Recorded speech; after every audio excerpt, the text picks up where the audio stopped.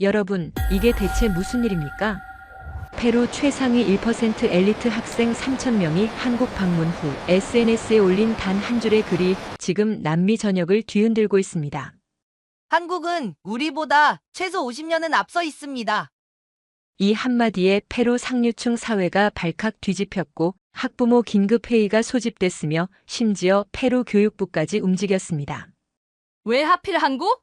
유럽도 아니고. 아시아 따위는 우리보다 못 살잖아. 한국을 무시하며 출발했던 3,000명의 학생들. 그런데 인천공항 도착 5분 만에 이들의 표정이 굳어지기 시작했습니다. 일주일 뒤 귀국 비행기에서 수백 명이 눈물을 흘렸고 돌아가기 싫다는 외침이 터져나왔습니다. 도대체 한국에서 무슨 일이 벌어진 걸까요? 지금부터 그 충격적인 7일간의 기록, 한 페루 학생의 생생한 증언으로 들어보겠습니다. 시작에 앞서 좋아요와 구독 눌러주시면 한국의 더 많은 이야기를 소개하는 데에 큰 힘이 됩니다. 안녕하세요. 저는 페루 리마에서 온 마르코 발데스입니다. 제 이야기를 시작하기 전에 먼저 말씀드려야 할 것이 있습니다. 저는 페루에서도 극소수에 속하는 특권층 가정에서 자랐습니다. 태어나서 단 한 번도 대중교통을 타본 적이 없었고 운전기사가 항상 저를 데려다 줬습니다. 제가 다니던 산마르틴 국제학교는 페루 전체에서 상위 1% 가정의 자녀들만 다니는 곳이었습니다. 한 학년에 60명도 안 되는 학생들 대부분이 유럽이나 미국 유학을 준비했습니다. 수업은 영어로 진행됐고 선생님 절반 이상이 유럽과 미국에서 온 외국인이었습니다. 학교 분위기는 철저히 서구 지향적이었습니다. 유럽 문화가 최고이고 미국이 세계의 중심이라는 생각이 당연하게 받아들여졌습니다. 아시아에 대해서는 거의 배우지 않았습니다. 세계사 시간에 중국과 일본이 잠깐 언급되는 정도였고 한국은 이름조차 제대로 나오지 않았습니다. 친구들 사이에서 아시아는 그저 값싼 공산품을 만드는 곳으로 여겨졌습니다. 제 친구 한 명은 자기 집 텔레비전이 한국산이라는 걸 부끄러워하기까지 했습니다. 독일이나 일본 제품이어야 품격이 있다고 생각했던 겁니다. 우리 반 학생들은 모두 졸업 후 유럽이나 미국 명문 대학 진학을 목표로 했습니다. 스페인 마드리드, 영국 런던, 미국 뉴욕으로 가는 것이 당연한 수순이었습니다. 그래서 학교에서 한국 수학여행을 공지했을 때 반 전체가 황당해했습니다. 왜 하필 한국이냐는 불만이 쏟아졌습니다. 담임 선생님은 한국이 지난 50년간 눈부신 발전을 이룬 나라이고 특히 기술과 문화 분야에서 세계적 수준에 올라섰다고 설명했습니다. 그러면서 편협한 시각에서 벗어나 세계를 더 넓게 보라고 말씀하셨습니다. 하지만 학생들은 여전히 못마땅해했습니다. 저 역시 마찬가지였습니다. 출발 일주일 전 친구들과 모여서 여행 준비를 하면서도 기대보다는 실망감이 컸습니다. 한 친구가 인터넷으로 서울 사진들을 검색해서 보여줬는데 고층 빌딩들이 빼곡하게 들어선 모습이었습니다. 누군가가 말했습니다. 결국 우리 리마랑 별 차이 없겠다고요. 반에서 가장 부유한 집안 학생은 한국 사람들이 일만 하는 로봇 같다고 했습니다. 삶의 여유나 품격은 없고 그냥 돈만 벌 생각만 한다는 거였습니다. 우리는 그 말에 동의하며 웃었습니다. 페루 상류층의 우아한 삶과는 다를 거라고 생각했던 겁니다. 사실 저는 그동안 제가 누리는 특권이 당연한 줄 알았습니다. 아침에 눈을 뜨면 모든 것이 준비되어 있었고 제가 할 일은 공부뿐이었습니다. 아니, 공부조차도 그렇게 열심히 할 필요가 없었습니다. 어차피 좋은 대학에 갈 수 있었으니까요. 리마 거리를 차로 지나갈 때면 창밖으로 교통체증에 갇힌 사람들이 보였습니다. 낡은 버스 안에 빽빽이 들어찬 사람들, 오토바이 택시를 타고 위험하게 달리는 사람들, 인도에서 물건을 파는 노점상들. 저는 그 모습을 보면서도 별 감흥이 없었습니다. 그게 그들의 삶이고 이게 제 삶이라고 생각했습니다. 출발 전날 밤 한국이 페루보다 뒤떨어진 나라일 거라는 생각이 당연하게 느껴졌습니다. 공항으로 가는 차 안에서 저는 생각했습니다. 일주일 뒤면 다시 편안한 일상으로 돌아온다고 한국은 그저 스쳐 지나가는 경험일 뿐이라고 말입니다. 그때 저는 전혀 몰랐습니다. 그 일주일이 제 인생 전체를 뒤흔들어 놓을 거라는 사실을요. 리마 공항을 출발한 비행기는 미국 로스앤젤레스를 경유해서 14시간을 날아갔습니다. 긴 비행 끝에 인천공항에 도착한 건 현지 시간으로 오후 4시쯤이었습니다. 기내에서 내려 입국장으로 향하는 통로를 걸으면서도 저는 여전히 무심했습니다. 그저 빨리 호텔에 가서 쉬고 싶다는 생각뿐이었습니다. 그런데 입국 심사장 앞에 도착했을 때 제 발걸음이 멈췄습니다. 눈앞에 펼쳐진 광경이 믿기지 않았기 때문입니다. 300명은 좋게 넘어 보이는 사람들이 줄을 서 있었습니다. 중국인, 일본인, 동남아시아인, 유럽인, 미국인까지 전 세계에서 온 사람들이었습니다. 그런데 놀라운 건 그 많은 사람들이 완벽하게 질서를 지키고 있다는 점이었습니다. 두 줄로 나뉜 긴 대기선을 따라 사람들이 가지런히 서 있었습니다. 앞 사람과의 간격도 일정하게 유지하고 있었고 누구 하나 큰 소리로 떠들지 않았습니다. 아이를 데리고 온 부모들도 조용히 아이를 달래며 차례를 기다렸습니다. 캐리어를 끄는 사람들도 다른 사람에게 방해가 되지 않도록 조심스럽게 움직였습니다. 저는 주변을 둘러봤습니다. 경찰이 있는지 찾아보려고요. 리마 공항이었다면 이런 상황에서 최소한 경찰 서너 명은 있어야 했습니다. 사람들을 통제하고 질서를 유지하기 위해서 말입니다. 하지만 아무리 둘러봐도 제복을 입은 경찰은 보이지 않았습니다.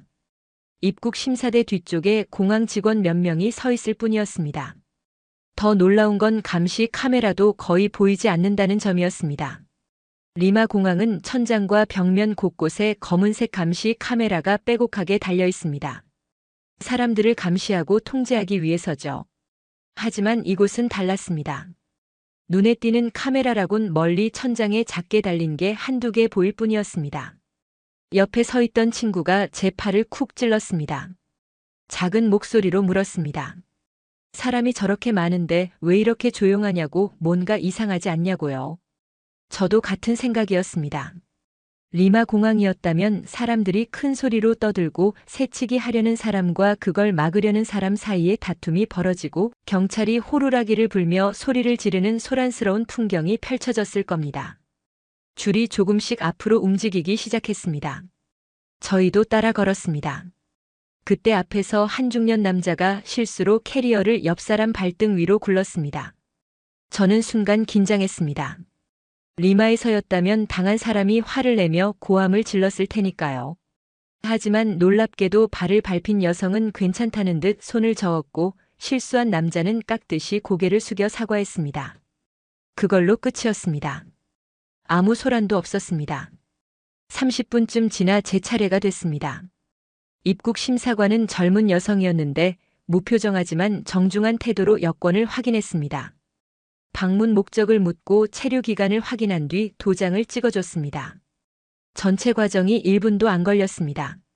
빠르지만 기계적이지 않았고 차갑지만 무례하지 않았습니다.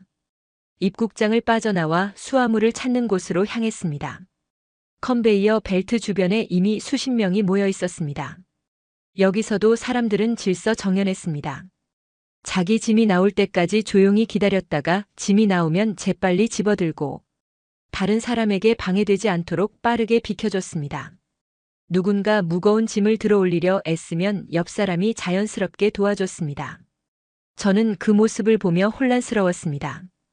경찰도 없고 감시도 없는데 어떻게 이런 질서가 가능한 걸까요? 페루에서는 상상할 수 없는 일이었습니다. 리마에서는 공항이든 쇼핑몰이든 은행이든 어디든 경비원과 경찰이 있어야 했습니다. 사람들을 통제하고 범죄를 막기 위해서였죠.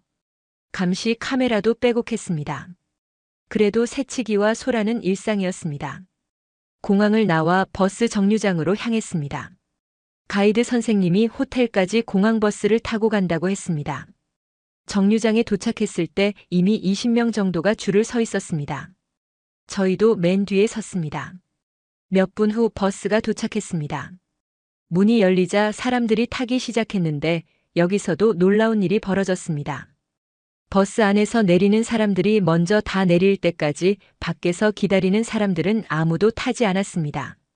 모두가 자연스럽게 양옆으로 비켜서서 내리는 사람들을 위한 통로를 만들어줬습니다. 마지막 사람이 내린 뒤에야 줄 선 순서대로 한 명씩 차분하게 탑승했습니다. 밀지도 않고 서두르지도 않았습니다. 저는 그날 처음으로 깨달았습니다. 진짜 선진국은 많은 경찰과 감시 카메라로 억지로 질서를 만드는 곳이 아니라 사람들이 스스로 질서를 지키는 곳이라는 것을요. 호텔에서 첫날 밤을 보낸 뒤 본격적인 서울 시내 관광이 시작됐습니다. 가이드 선생님은 지하철을 타고 이동한다고 했습니다. 저는 속으로 의아했습니다. 페루에서 저희 같은 집안 사람들은 지하철을 타지 않았으니까요. 운전기사가 있는데 왜 대중교통을 타겠습니까? 호텔에서 가장 가까운 지하철역까지는 걸어서 10분 거리였습니다. 아침 8시쯤이었는데 거리에는 출근하는 사람들이 빠르게 걸어가고 있었습니다. 정장을 입은 직장인들, 교복을 입은 학생들, 운동복 차림의 노인들까지 다양했습니다. 지하철역 입구에 도착했을 때 저는 깜짝 놀랐습니다. 계단 입구에 경비원이나 경찰이 한 명도 없었기 때문입니다. 리마의 지하철역이라면 입구마다 경비원이 서 있고 가방 검사대를 통과해야 합니다. 때로는 금속 탐지기까지 통과해야 하죠. 하지만 여기는 그냥 자유롭게 들어갈 수 있었습니다. 계단을 내려가는데 여기서도 사람들은 오른쪽으로 걸었습니다. 올라오는 사람들은 왼쪽을 이용했고요. 한쪽에 에스컬레이터가 있었는데 거기서 더 놀라운 광경을 봤습니다. 모든 사람들이 오른쪽에만 서 있고 왼쪽은 비어 있었습니다. 처음에는 이해가 안 됐는데 곧 이유를 알았습니다. 급한 사람들이 왼쪽으로 빠르게 걸어 올라가기 위해서였습니다. 개찰구를 통과해 승강장으로 내려갔습니다. 승강장에는 이미 50명 정도가 기다리고 있었습니다. 바닥에 그어진 선을 따라 두 줄로 서 있었는데 그 선이 정확히 지하철 문이 열리는 위치였습니다. 사람들은 그 선 밖에 서서 기다렸습니다. 누구도 선 안쪽으로 들어가지 않았습니다. 잠시 후 지하철이 들어왔습니다. 문이 열리자 안에서 내리는 사람들이 나왔습니다. 밖에서 기다리던 사람들은 양옆으로 비켜서서 길을 만들어줬습니다. 마지막 사람이 내릴 때까지 아무도 타지 않고 기다렸습니다. 그리고 내리는 사람이 다 내린 뒤에야 차례대로 탑승했습니다. 저는 넋을 잃고 그 광경을 바라봤습니다. 리마 지하철에서는 상상할 수 없는 일이었습니다. 리마에서는 문이 열리면 내리는 사람과 타는 사람이 동시에 움직입니다. 서로 밀치고 부딪히면서 말이죠. 욕설이 오가고 때로는 주먹다짐까지 벌어집니다. 역무원이 호루라기를 불며 소리쳐도 소용없습니다. 지하철 안으로 들어갔습니다. 출근 시간이라 꽤 붐볐지만 사람들은 질서를 지켰습니다. 문 앞을 막지 않으려고 안쪽으로 이동했고 손잡이를 잡을 때도 서로 양보했습니다. 가방을 맨 사람들은 가방이 다른 사람에게 닿지 않도록 앞으로 껴안았습니다. 한 정거장을 지나 노인 한 분이 타셨습니다. 흰머리에 지팡이를 짚은 할아버지였습니다. 그러자 앉아있던 젊은 남자가 벌떡 일어나 자리를 양보했습니다. 할아버지는 고맙다며 고개를 숙여 인사했고 젊은 남자도 공손하게 인사를 받았습니다.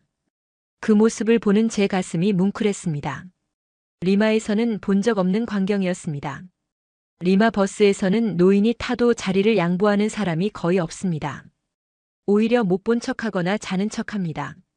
설령 양보한다 해도 마지못해 하는 티가 역력합니다. 하지만 여기서는 자연스러웠습니다. 당연히 해야 할 일을 하는 것처럼 보였습니다. 몇 정거장을 더 가는 동안 저는 주변을 관찰했습니다. 스마트폰을 보는 사람들이 많았는데 모두 소리를 끄거나 이어폰을 꽂고 있었습니다. 전화를 받는 사람도 작은 목소리로 짧게 통화를 끝냈습니다. 친구들과 함께 탄 학생들도 속삭이듯 조용히 대화했습니다. 목적지역에 도착했습니다. 문이 열리고 사람들이 내렸습니다. 여기서도 내리는 사람이 먼저였고 타는 사람은 기다렸습니다. 에스컬레이터를 타고 올라가는데 여기서도 모두가 오른쪽에 서고 왼쪽은 비워뒀습니다. 밖으로 나오는 길에 화장실 표지판이 보였습니다. 가이드 선생님이 잠깐 들렀다 가자고 했습니다. 화장실에 들어가서 또 한 번 놀랐습니다. 역 화장실인데도 정말 깨끗했습니다. 바닥에 물 한 방울 없었고 휴지도 잘 비치되어 있었으며 냄새도 거의 나지 않았습니다. 리마의 공공 화장실은 형편없습니다. 더럽고 냄새나고 휴지도 없는 경우가 많죠. 그래서 저희 같은 집안 사람들은 공공 화장실을 절대 이용하지 않습니다. 하지만 여기는 달랐습니다. 역 화장실도 호텔 화장실처럼 깨끗했습니다. 그날 지하철에서 본 모든 것이 제게는 충격이었습니다. 이 사회는 통제로 유지되는 게 아니라 신뢰로 유지되고 있었습니다. 셋째 날 오후 저희는 인천 송도 국제도시를 방문했습니다. 가이드 선생님은 이곳이 세계 최초의 완전한 스마트시티라고 설명했습니다. 첨단 기술로 도시 전체가 연결되어 있다고 했습니다. 저는 그다지 기대하지 않았습니다. 페루에도 리마 신도시 개발 계획이 있었고 거기에도 스마트시티라는 말이 붙어 있었으니까요. 하지만 송도에 도착하자마자 생각이 바뀌었습니다. 먼저 눈에 들어온 건 도로였습니다. 차들이 신호 대기 시간이 거의 없이 부드럽게 흘러갔습니다. 가이드 선생님이 설명했습니다. 인공지능이 실시간으로 교통량을 분석해서 신호 시간을 자동으로 조절한다고요. 차가 많은 방향은 신호 시간을 길게, 적은 방향은 짧게 조정한다는 것이었습니다. 리마의 교통체증이 떠올랐습니다. 신호등은 있지만 시간이 고정되어 있어서 차가 없는 방향도 한참을 기다려야 합니다. 그래서 늘 어디선가 막히고 경적 소리가 끊이지 않습니다. 저희 집 운전기사는 10km 거리를 가는데 1시간씩 걸린다고 불평했습니다. 하지만 여기는 달랐습니다. 차들이 막힘없이 움직였고 경적 소리도 거의 들리지 않았습니다. 공원으로 들어갔습니다. 넓은 잔디밭과 나무들이 펼쳐져 있었는데 곳곳에 벤치가 있었습니다. 그런데 그냥 벤치가 아니었습니다. 가까이 가서 보니 벤치 팔걸이 부분에 태양광 패널이 달려 있었고 휴대전화 충전 포트가 내장되어 있었습니다. 앉아서 쉬면서 전화기를 충전할 수 있게 만든 거였습니다. 더 놀라운 건 벤치 옆에 작은 디스플레이 화면이 있다는 점이었습니다. 화면에는 현재 기온, 습도, 미세먼지 농도, 자외선 지수가 실시간으로 표시되고 있었습니다. 날씨 정보를 확인하려고 스마트폰을 꺼낼 필요도 없었습니다. 그냥 벤치에 앉으면 모든 정보가 눈앞에 있었습니다. 가로등도 특별했습니다.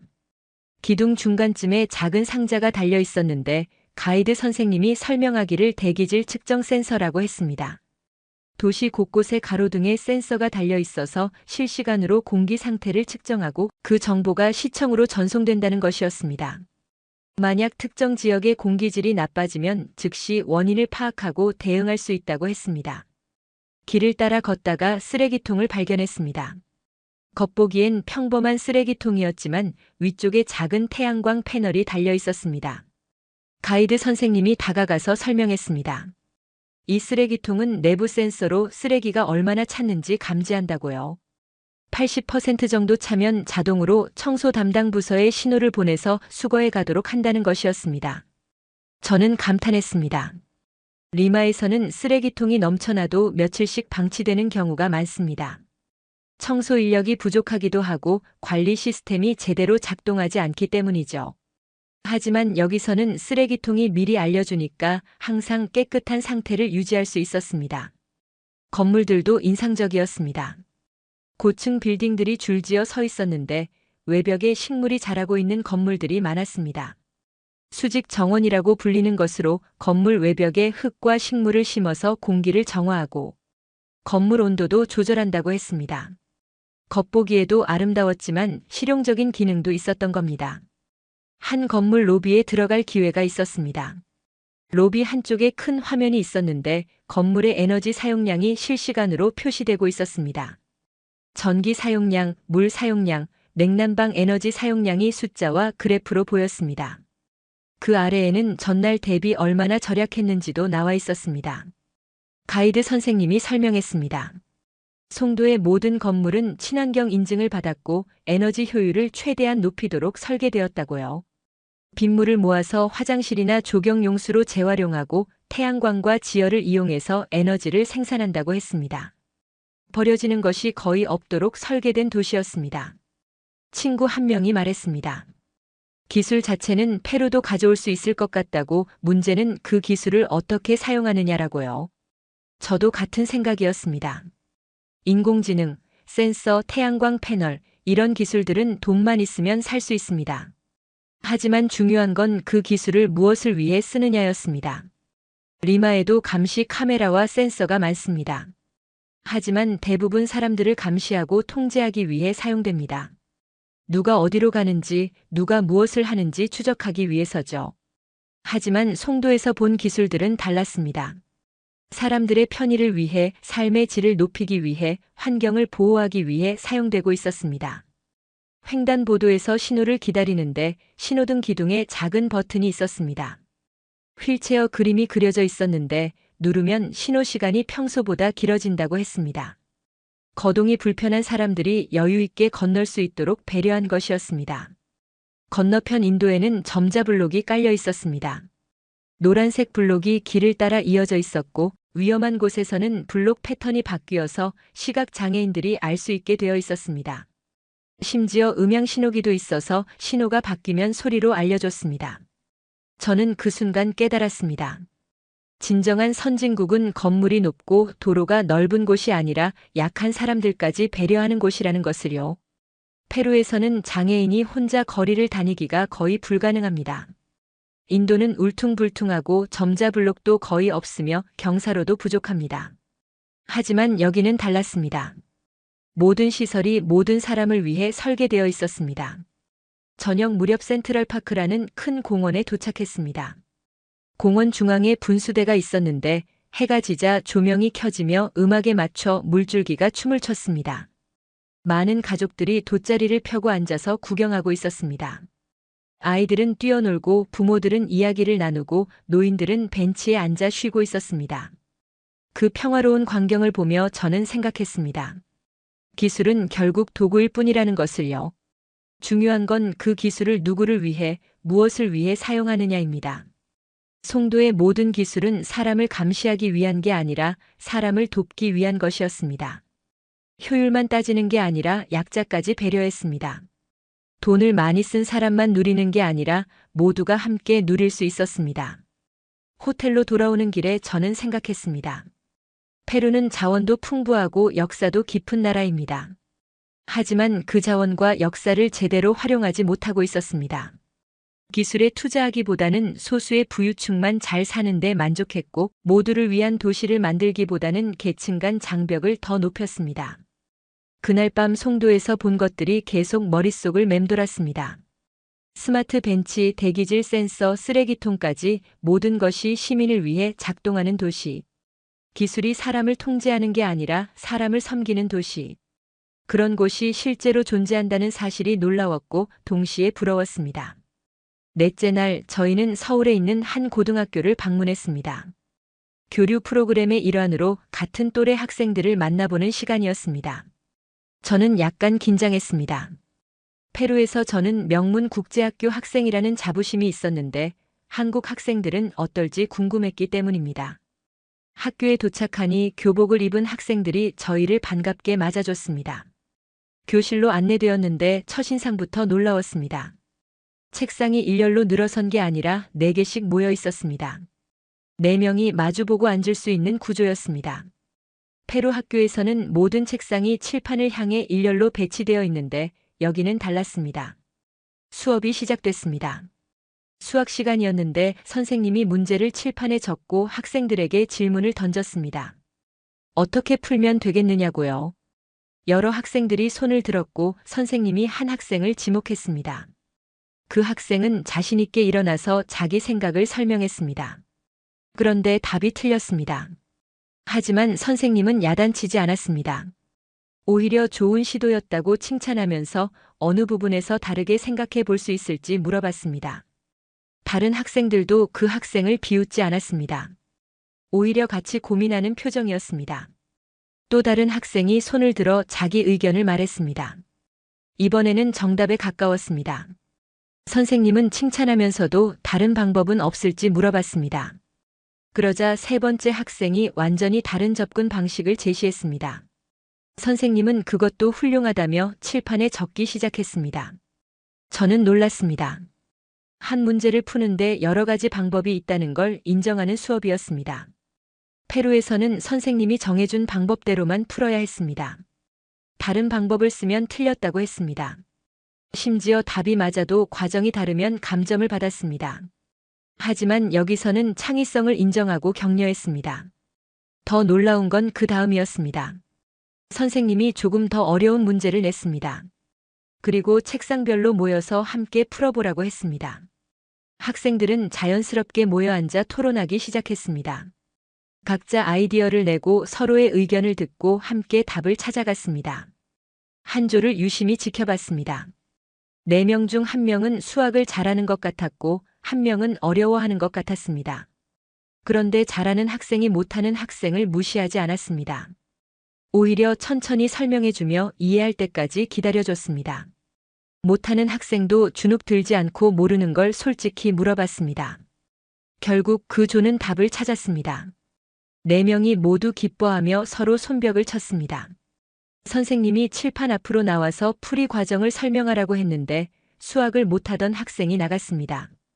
조원들이 격려해줬고 그 학생은 떨리는 목소리로 하지만 정확하게 설명했습니다. 다 끝나고 자리로 돌아올 때 조원들이 박수를 쳐줬습니다. 저는 그 장면을 보며 가슴이 뭉클했습니다. 페루 학교에서는 상상할 수 없는 일이었습니다. 저희 학교에서는 성적이 전부였습니다. 시험 점수로 등수가 매겨지고 그 등수가 복도에 붙었습니다. 친구들은 경쟁자였지 동료가 아니었습니다. 누군가 잘하면 질투했고 누군가 못하면 무시했습니다. 쉬는 시간에 한 한국 학생이 저에게 말을 걸었습니다.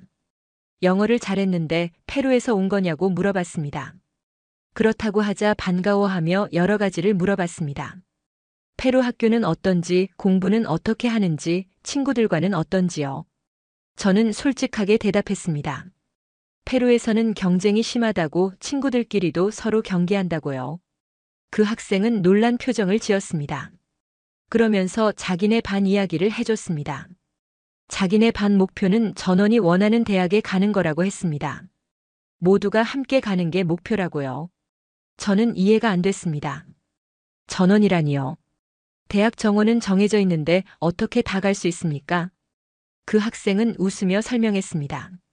물론 같은 대학에 모두 가는 건 아니지만 각자 원하는 곳에 갈 수 있도록 서로 돕는다고요. 공부 잘하는 친구는 못하는 친구를 가르쳐주고 특정 과목을 잘하는 친구는 그 과목 노트를 다른 친구들과 공유한다고 했습니다. 그게 가능하냐고 물었습니다. 그럼 혼자 더 잘할 수 있는 기회를 놓치는 거 아니냐고요. 그 학생은 고개를 저었습니다. 오히려 가르쳐주면서 자기도 더 확실하게 이해하게 된다고 혼자 공부할 때보다 함께할 때 더 많이 배운다고 했습니다. 그리고 무엇보다 친구들과 함께 성장하는 게 중요하다고 말했습니다. 점심시간이 되었습니다. 학생들이 급식실로 이동했는데 여기서도 질서가 인상적이었습니다. 긴 줄이 있었지만 새치기 하는 학생이 없었습니다. 조용히 대화하며 차례를 기다렸습니다. 급식 배식하는 분들에게도 고맙다고 인사했습니다. 밥을 받아 자리에 앉았습니다. 제 옆에 앉은 여학생이 반찬 하나를 못 먹는다며 친구에게 줬습니다. 친구는 고맙다며 받았고 대신 자기가 좋아하는 다른 반찬을 나눠줬습니다. 서로 나누고 배려하는 모습이 자연스러웠습니다. 식사를 마치고 학생들이 식판을 정리하는 모습도 놀라웠습니다. 지정된 곳에 가서 분리수거를 했습니다. 음식물은 음식물대로, 쓰레기는 쓰레기대로 정확히 분류했습니다. 그리고 식판을 깨끗이 닦은 뒤 반납했습니다. 모두가 자발적으로 했습니다. 방과 후 청소 시간이었습니다. 학생들이 교실, 복도, 화장실을 청소했습니다. 친구 한 명이 저에게 속삭였습니다. 학생들을 청소부처럼 부리다니 이상하지 않냐고요. 하지만 저는 다르게 생각했습니다. 이건 청소가 아니라 교육이었습니다. 자기가 쓴 공간을 자기가 깨끗이 한다는 것, 남이 치워줄 거라고 함부로 더럽히지 않는다는 것, 공동 공간에 대한 책임감을 기르는 것. 그런 교육이었습니다. 학생들도 불평하지 않았습니다. 오히려 친구들과 웃으며 즐겁게 청소했습니다. 버스를 타고 호텔로 돌아오는 길에 저는 많은 생각을 했습니다. 교육이란 무엇일까요? 단순히 지식을 머릿속에 넣는 것일까요? 아니면 사람을 키우는 것일까요? 페루에서는 전자를 강조했습니다. 시험 점수, 등수, 성적표. 하지만 한국에서는 후자를 중시했습니다. 협력, 배려, 책임감. 1등만 잘하는 교육이 아니라 모두가 함께 성장하는 교육, 경쟁으로 짓밟는 교육이 아니라 협력으로 끌어올리는 교육. 그게 진짜 선진국의 교육이었습니다. 일주일간의 여행이 끝나고 페루로 돌아오는 비행기 안은 출발할 때와는 전혀 다른 공기로 가득했습니다. 창밖으로 스쳐 지나가는 서울의 야경을 모두가 아쉬운 눈빛으로 바라보고 있었습니다. 몇몇 학생들은 눈물을 글썽이기까지 했습니다. 리마 공항에 도착했을 때 부모님이 마중 나와 계셨습니다. 여행이 어땠냐고 물으셨습니다. 저는 짧게 좋았다고만 대답했습니다. 사실 머릿속에는 할 말이 너무 많았지만 차 안에서 다 설명하기엔 복잡했습니다. 집에 도착해 제 방으로 들어갔습니다. 익숙한 공간이었지만 이상하게 낯설게 느껴졌습니다. 넓은 방, 큰 침대, 책장 가득한 책들, 비싼 책상과 의자. 모든 게 그대로인데 제가 달라진 것 같았습니다. 일주일 전까지는 당연하게 여겼던 것들이 이제는 과한 것처럼 보였습니다. 다음 날 학교에 갔습니다. 친구들이 반갑게 맞아줬습니다.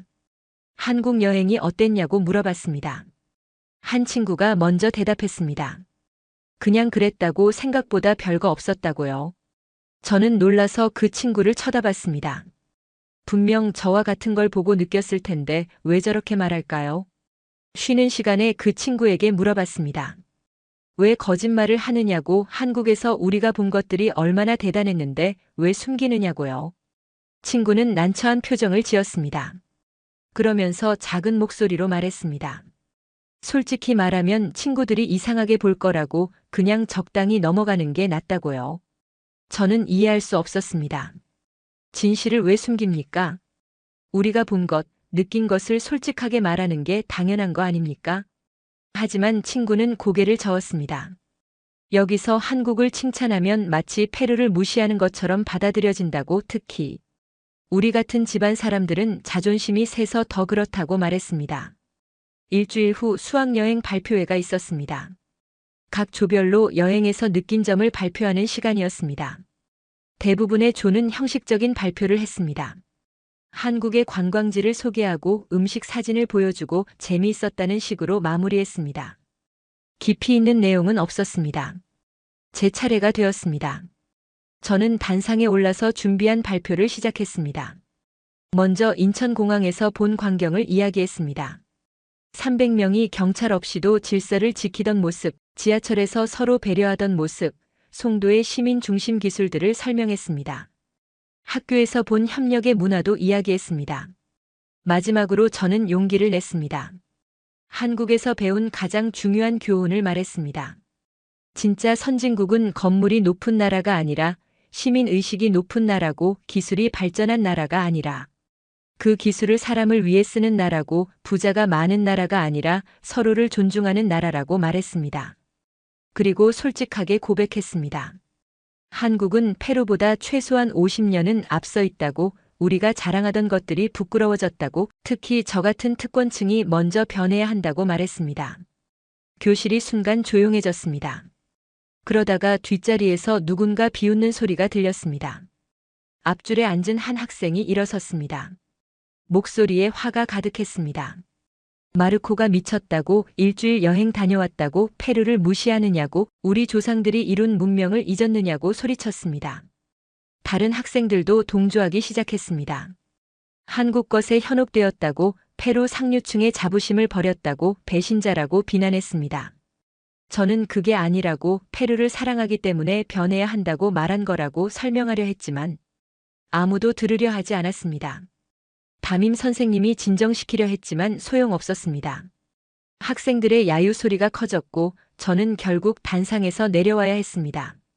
자리로 돌아오는 길에 몇몇 학생들이 저를 째려봤습니다. 친구들조차 외면했습니다. 발표회가 끝나고 교무실로 불려갔습니다. 담임 선생님과 교감 선생님이 계셨습니다. 교감 선생님이 물었습니다. 왜 저런 발표를 했느냐고, 학교 명예를 생각해야 하지 않겠느냐고요. 저는 진실을 말한 것뿐이라고 대답했습니다. 담임 선생님이 한숨을 쉬었습니다. 그러면서 조심스럽게 말했습니다. 마르코의 마음은 이해하지만 방식이 잘못되었다고, 학생들을 자극하지 말고 조용히 지내라고 충고했습니다. 그날부터 학교 생활이 힘들어졌습니다. 친구들이 저를 피했습니다. 복도에서 마주치면 수군거렸고 점심시간에는 혼자 먹어야 했습니다. 체육 시간에 팀을 나눌 때도 아무도 저를 원하지 않았습니다. 집에서도 문제가 생겼습니다. 학교에서 부모님께 연락이 갔던 모양입니다. 저녁 식사 후 아버지가 저를 서재로 부르셨습니다. 심각한 표정으로 앉아 계셨습니다. 학교에서 무슨 일이 있었느냐고 물으셨습니다. 저는 발표회에서 있었던 일을 설명했습니다. 한국에서 본 것들, 제가 느낀 점들, 그리고 페루도 변해야 한다고 말한 것을요. 아버지는 듣고 나서 한참 침묵하셨습니다. 그러다가 천천히 입을 여셨습니다. 아버지는 제가 아직 어려서 세상을 모른다고 하셨습니다. 한국이 좋아 보일 수 있지만 그것도 겉모습일 뿐이라고 페루에는 페루만의 장점이 있다고 말씀하셨습니다. 그러면서 괜한 말로 문제를 일으키지 말라고 조용히 공부나 하라고 하셨습니다. 저는 대답할 수 없었습니다. 하지만 저는 포기할 수 없었습니다. 한국에서 본 것들이 너무나 선명했기 때문입니다. 그게 거짓이나 환상이 아니라 실제로 가능한 일이라는 걸 제 눈으로 봤기 때문입니다. 그래서 저는 작은 일부터 시작하기로 했습니다. 다음 날부터 저는 혼자서라도 실천했습니다. 급식실에서 줄을 서서 기다렸습니다. 다른 학생들이 새치기를 해도 저는 묵묵히 차례를 지켰습니다. 식판을 정리할 때도 깨끗이 닦아서 반납했습니다. 복도에서 쓰레기가 떨어져 있으면 주워서 쓰레기통에 버렸습니다. 처음에는 이상하게 보는 학생들이 많았습니다. 뭐 하는 거냐고 왜 저러냐고 수군거렸습니다. 하지만 저는 계속했습니다. 공부 못하는 친구가 있으면 도와주려고 했습니다. 물론 처음에는 거절당했습니다. 저를 믿지 못했던 거죠. 2주쯤 지났을 때 변화가 시작됐습니다. 한 학생이 제 뒤에서 줄을 서더니 조용히 말했습니다. 마르코가 하는 거 보고 있다고 나쁘지 않은 것 같다고요. 저는 놀라서 그 학생을 봤습니다. 반에서 그나마 저와 말을 섞던 유일한 친구였습니다. 그 친구는 말했습니다. 처음에는 이해 못했는데 생각해보니 마르코 말이 맞는 것 같다고 자기도 한번 해보고 싶다고요. 그날부터 그 친구가 저와 함께 행동하기 시작했습니다. 둘이서 줄을 지키고 식판을 정리하고 쓰레기를 주웠습니다. 한 달이 지나자 3명이 됐고 2달이 지나자 5명이 됐습니다. 천천히, 아주 천천히였지만 변화가 일어나고 있었습니다. 급식실에서 새치기 하는 학생들이 줄어들었습니다. 복도가 조금씩 깨끗해졌습니다. 수업 시간에 질문하는 학생들이 늘어났습니다. 물론 여전히 반대하는 학생들이 많았습니다. 하지만 이제 저는 혼자가 아니었습니다. 함께하는 친구들이 있었고 그들과 함께라면 계속할 수 있을 것 같았습니다. 어느 날 담임 선생님이 저를 따로 부르셨습니다. 걱정스러운 표정이었는데 예상과 달리 꾸중이 아니었습니다. 선생님은 말씀하셨습니다. 처음에는 마르코가 문제를 일으킨다고 생각했는데 요즘 반 분위기가 조금씩 좋아지는 것 같다고요. 그러면서 조심스럽게 물으셨습니다. 마르코가 정말로 믿는 거냐고 페루도 변할 수 있다고 생각하느냐고요. 저는 고개를 끄덕이며 확신에 찬 목소리로 대답했습니다. 시간이 걸리겠지만 가능하다고 한 사람씩 변하면 언젠가 학교 전체가 변하고 결국 페루도 변할 수 있다고 말했습니다. 선생님은 잠시 생각하시더니 미소를 지으셨습니다. 그리고 말씀하셨습니다. 선생님도 도와주겠다고 마르코 혼자서는 힘들 테니 함께 만들어 가자고요. 그날 저는 처음으로 어른의 지지를 받았고 그게 얼마나 큰 힘이 되는지 알았습니다. 석 달이 지났을 때 놀라운 일이 벌어졌습니다. 학교에서 특별 조회가 열렸고 교장 선생님이 연단에 오르셨습니다. 그리고 우리 반 이야기를 하셨습니다. 몇 달 전부터 학생들 사이에서 긍정적인 변화가 일어나고 있다고 특히 2학년 한 반에서 시작된 작은 움직임이 인상적이라고 말씀하셨습니다. 교장 선생님은 구체적으로 설명하셨습니다. 급식실 질서가 좋아졌고 복도가 깨끗해졌으며 학생들 간 협력이 늘어났다고요. 그러면서 이런 변화를 다른 반에도 확산시키고 싶다고 자발적으로 참여하는 학생들을 환영한다고 하셨습니다. 조회가 끝나고 복도에서 여러 학생들이 저에게 다가왔습니다. 다른 반 학생들이었습니다. 어떻게 시작했는지, 어떻게 친구들을 설득했는지, 자기네 반에서도 할 수 있을지 물어봤습니다. 저는 하나하나 설명해 줬습니다. 거창한 게 아니라 작은 것부터 시작하면 된다고요. 그날 저녁 집에서 아버지가 저를 부르셨습니다.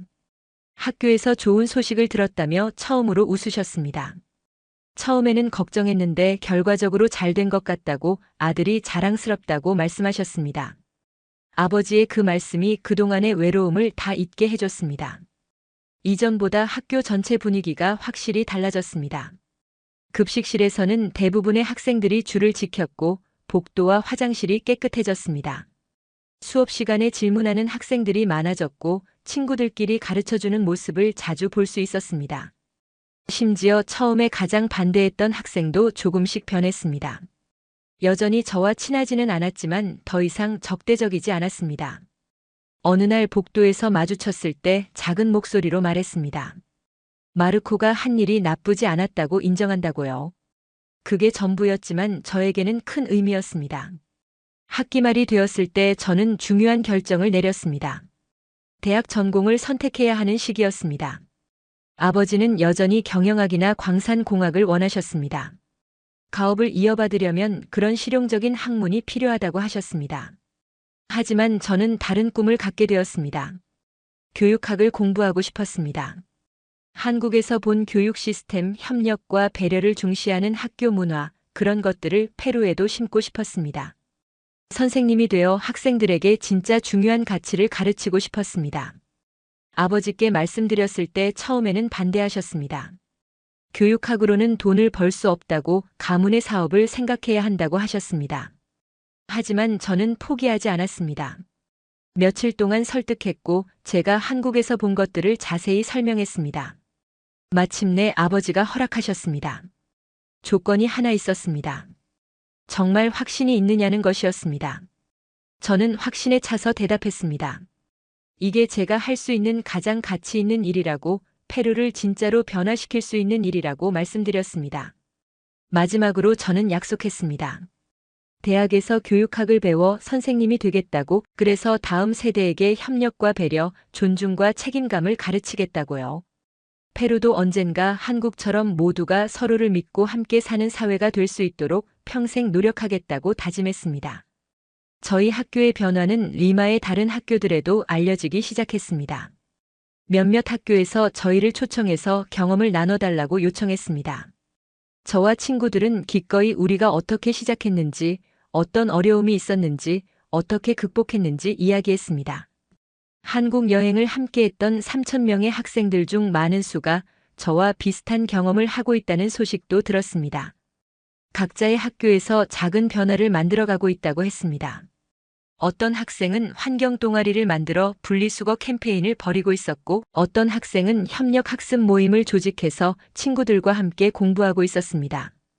집으로 돌아오는 차 안에서 저는 한국에서 찍은 사진들을 다시 봤습니다. 인천공항의 질서 정연한 줄, 지하철에서 자리 양보하던 사람들, 송도의 스마트 벤치 학교에서 함께 공부하던 학생들, 모든 장면이 선명했습니다. 지금까지 특권층으로 살면서 저는 교만했습니다. 돈과 지위가 전부라고 생각했습니다. 하지만 한국에서 단 일주일을 보내며 배웠습니다. 진짜 품격은 물질에서 오는 게 아니라 마음에서 온다는 것을요. 진짜 발전은 건물 높이가 아니라 시민의식 높이에서 온다는 것을요. 한국에 가기 전 저는 유럽과 미국만이 세계의 중심이라고 믿었습니다. 아시아는 우리보다 못한 곳이라고 무시했습니다. 하지만 인천공항에 도착한 지 단 5분 만에 그 생각이 산산조각 났습니다. 경찰 없이도 질서를 지키는 사람들, 서로를 배려하는 문화, 약자까지 생각하는 기술, 경쟁이 아닌 협력을 가르치는 교육. 그 모든 것이 제게 가르쳐줬습니다.